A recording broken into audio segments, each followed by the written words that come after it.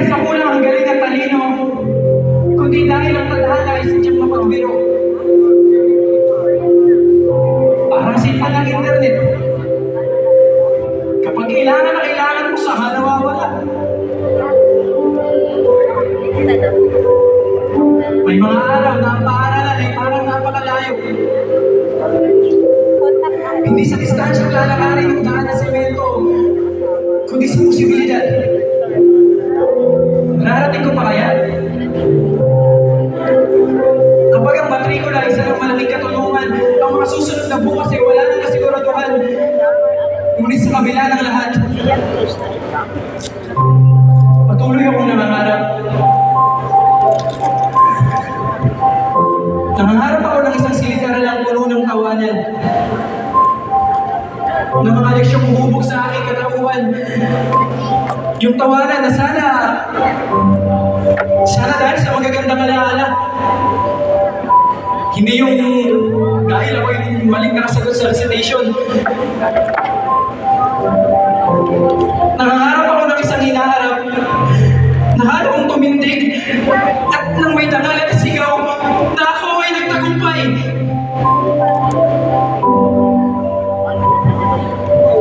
At marahil,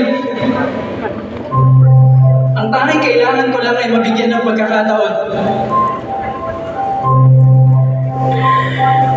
Pagkakataong umahon, pagkakataong sumubok at bumangon, pagkakataong labanan ang lahat ng mga hamon at ngayong gabi. Marahil, ikaw ang makapagbigay sa akin ng pagkakataon.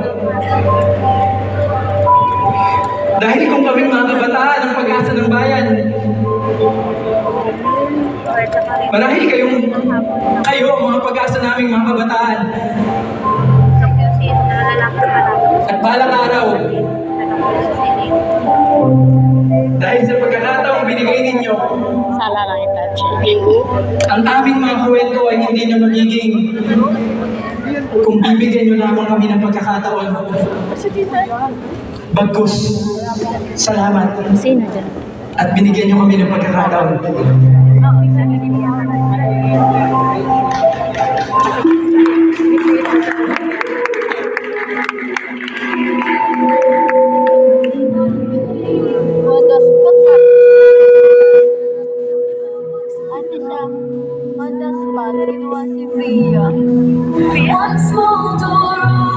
Nang ano?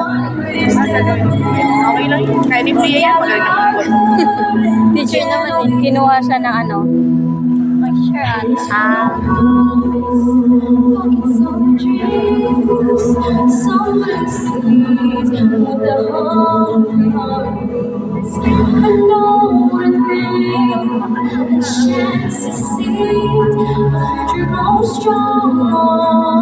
Generous feet and lift us higher.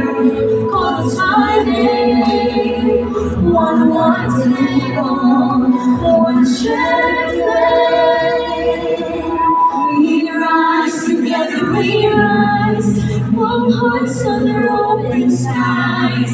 Give us a chance and we'll go far. We know who we are. We know who we are.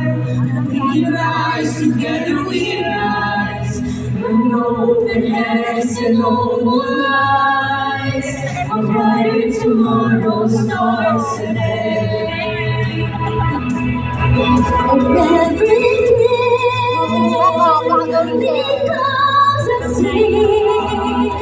Let every sin go on beneath. From every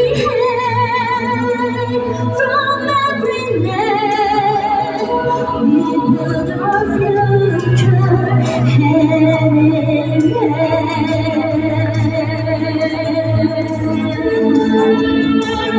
We rise together, we rise from hearts under open skies. Give us a chance and we'll go far. We know who we are, we know who we are.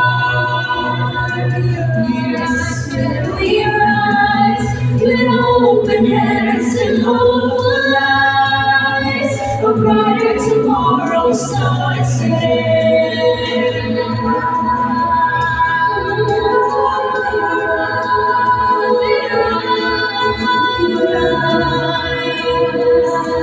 as we rise together.